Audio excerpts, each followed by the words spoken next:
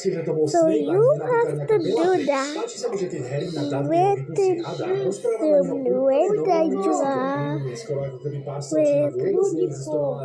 autorka nevymyslela v dvore. Po filmoch nikdy nevysvetlia, ako je možné, že niekto čaruje bez prútika a zaklínateľa. Hlavne, jak mohol spraviť niečo tak komplikované, ako nechať zmiznúť z toho a potom ho vráti presne také, aké bolo. Keď potom nezvládne ani Wingardium Leviosa. Podobne, ak je takomto pošťarstvo Harry nedokázal otvoriť ani jeden jediný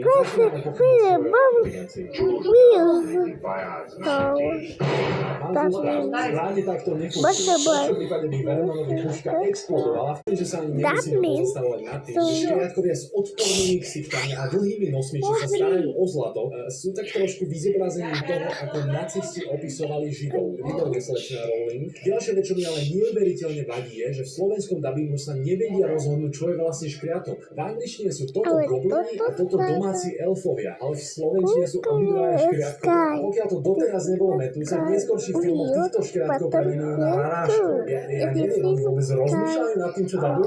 Je zaujímavé, že si Hermiona pred cestou na Rockford skúšala zo pár kúziel. Čítal náhodou jedno z nich bolo kúzlo na úpravu okuliar. Napriek tomu, že ona ani nikto v jej rodine okuliare nenosí. Vysvetlite mi niekto, ako mohol Neville stratiť ropuchu vo vlaku, potom sa presunúť loďami cez jazero, milión hradnými chodbami a schodmi a našiel ju rovno pred veľkou sieťou. To si niekde jednotke vyzerá taký pocestný mních. Dostávame sa k jednej veci, čo v slovenskej verzii Harry Pottera absolútne neznášam. A to sú mená fakult. A nie, nebojte sa, ani Čechov nenecháme tak. Ako prvé Gryffindor premenovali na Chrabromil, čo je vlastne celkom OK, lebo milujú chrabrosť. Ale český medov, pretože lev, čo je na nebi, Slytherin a Slyzovic je tak, že proste týmto hnusákom dali to na Slyz a potom presunuli to in. A neviem, či sú Miozelma zelená zmia, alebo zmia v zemi. A jeden kolo je najdivnejšia fakulta, pretože mám názov Raven, čo je Avram, ale v logu má to, ktorý hlavná vlastnosť je, že sú dobrosrdeční a chcú všetkým pomáhať. Preto si Slováci povedali, že u nás sú piflovo. Reálne spojili dokopy slova piflovanie a mor. To ani nemá zmysel, veď piflovi sú presne tým zmyslom.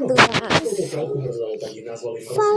Páči sa mi ale, že celý koncept týchto fakult je v podstate iba recept na diskrimináciu. Všetci vravili, že najviac temných čarodejníkov vyšlo práve zo Slyzovinu. No možno by pomohlo, keby si ich všetkých nezabrali dokopy v jednej fakulte, a potom im na čelo nenalepili nálepku Bad Guy. Ale však to. A prečo sa triedili za čelo Hermionou? Oni tam berú úplne náhodou, to čarodejníci nepoznajú, ale sa myslím, že ťa priťahuje.